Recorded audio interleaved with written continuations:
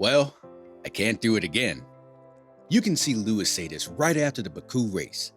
Throughout the weekend, the Mercedes team placed its drivers under severe stress at the Azerbaijan Grand Prix, and they promised that this would not happen again. Yep, that's it.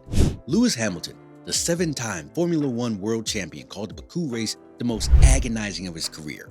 So what exactly was behind it? And what are Mercedes' plans on doing the next one? So why wait? Let's go.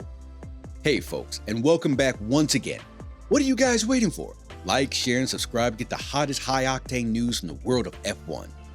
Mercedes pushed their package and their drivers to the limit for maximum performance at the time. So, what was the end result? Hamilton finished 4th in Baku after Mercedes teammate George Russell. Due to the severity of the bouncing, Hamilton complained of back pain during the race, yelling over the team radio that his back was killing him all the time. When he eventually got out of his car, he put one hand on his back and walked away gently. Mercedes' upgrade package at the Spanish Grand Prix, according to James Valise, appeared to help remove some of their wobbling troubles, with Hamilton's race performance close to eventual race winner Max Verstappen's. When asked about the bouncing Mercedes experienced during the Baku weekend, Valise said the team went too far with their setup decisions. They went on to describe what's going on right now. Well, we need to find out what caused the back pain. The entire reason was that the car was lower as a consequence of the initial issue, but was now striking the surface pretty hard, causing the bouncing that you see currently.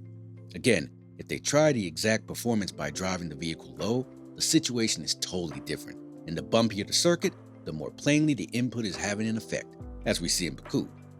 So now we know that this extreme setup didn't work, especially after Lewis and George too mentioned it after the race. He advised that the squad would be better suited to figuring out what needs to be done to make the W14 much more competitive next year. In fact, he openly stated it. He said that it seems like his car was failing and that it was becoming increasingly dissatisfied with the more they did to it. Now, Lewis's only chance is for the next year.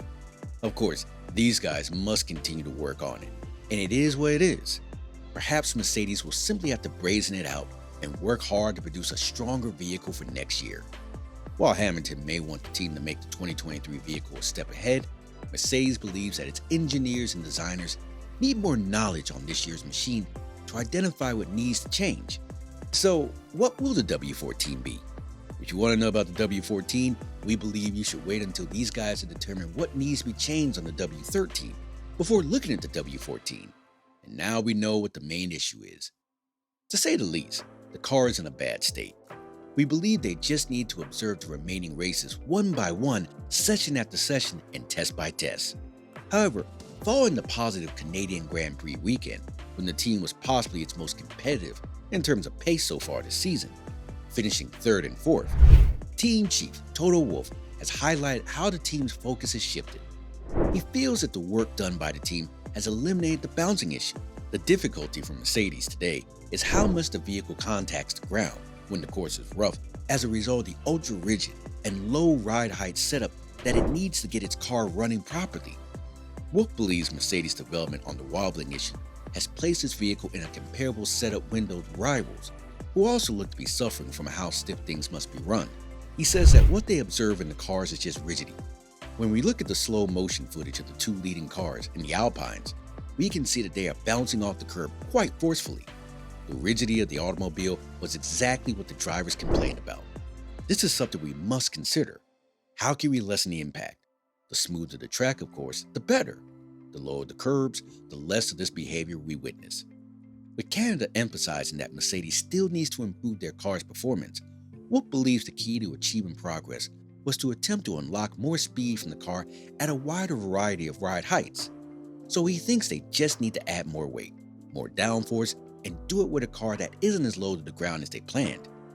In terms of racers, Lewis Hamilton's slump in form has been another unexpected characteristic of this season. If you guys consider the current generation of vehicles, the 7-time world champion has appeared less competitive than his new partner, George Russell. Toto, on the other hand, feels Hamilton will recover once he has more luck. It's amazing to observe how much the British driver has suffered this season in comparison to his colleagues, but he can still recover and demonstrate his genuine ability in the race as the season progresses. So as we said before, Mercedes might not start working on the 2023 car yet, it's because they still have much to discover about the current Mercedes W13. The fact that their present performance is underwhelming does not mean that the current world champion is ready to give up and focus on the next season. They don't have to do it right away. The crew has additional time in the wind tunnel to make changes and better understand the car. Everything that cannot be altered on the present vehicle must be redesigned. In any case, Hamilton is frequently taking the lead on Mercedes setup experimentation this year, owing to his superior expertise compared to the new colleague George Russell, who is just in his fourth complete F1 season. Hamilton afterward quite that George must undertake the experiments in the second half of the season. Despite the improvements the team is still seeking to make, he hoped the test would become more prudent from now on to avoid jeopardizing his racing weekend too much. Hamilton was hoping that his home race at Silverstone would provide a similar type of stride forward as Mercedes attempts to catch Red Bull and Ferrari at the top. So, can Mercedes recover their 2022 season? To that end, Mercedes has one of the longest winning runs in Formula One history. Mercedes has won the Formula One Constructors' Championship every year from 2014 through 2021, a record 8 years in a row. However, as we all know, Mercedes has had a difficult season. Mechanical restrictions, strategic mistakes, and a lack of pace has led the team to lose ground in both the drivers' and constructors' championships. Despite all these clear difficulties, it appears like Toto Wolff isn't too concerned about their current situation. Mercedes has failed to win a race in the season's first 7 races. Red Bull has 5 race victories to their name, while Ferrari has 2. Based on the results of the past 7 races, Mercedes driver George Russell is doing fairly well for a newbie to the team. So far, he has 2 podiums, 2 fourths, and 3 fifths.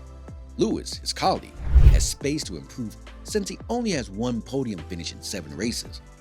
Russell expected a stronger start to the season, despite his great achievements. Anyways, the Mercedes AMG F1 team has had a rough start to the season. For the majority of the season, they have battled unusually against the likes of Red Bull and Ferrari. However, now we know that there's another roadblock on their path. Anyway, we'll have to wait and see what these people want to achieve with the W14. Mercedes has to produce a significant upgrade to its 2022 Formula One vehicle, which can bring them back. The team finally understood what's been holding them down so poorly with the 2022 technical standards, resulting in a much more competitive Spanish Grand Prix.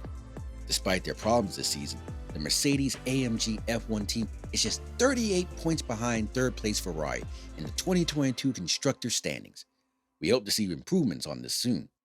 And as we said in the beginning, it was a car that was really a proper racing car for once. But it was just not about a quicker car, but it needs to improve its performance in other ways too. So what do you guys think about these updates? Something to think about? Anyways, there is to be more news on the way and we'll be covering in the coming days. Anyways, subscribe to our channel if you want to see more videos like this one. While you're at it, enable the notification bell so you don't miss out on any of our future uploads. That's all for now. We hope you had a great time watching the video. We'll see each and every one of you again in the next one.